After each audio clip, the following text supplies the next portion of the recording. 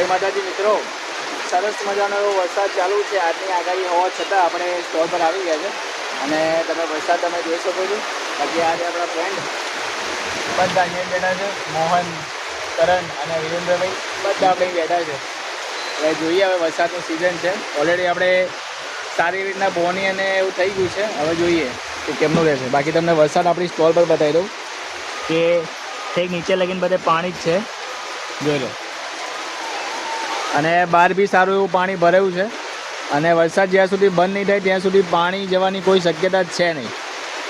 અને વાદળ બી એવું છવાયેલું છે કે આજે વરસાદ કોરું કાઢે એવું લાગતું નથી.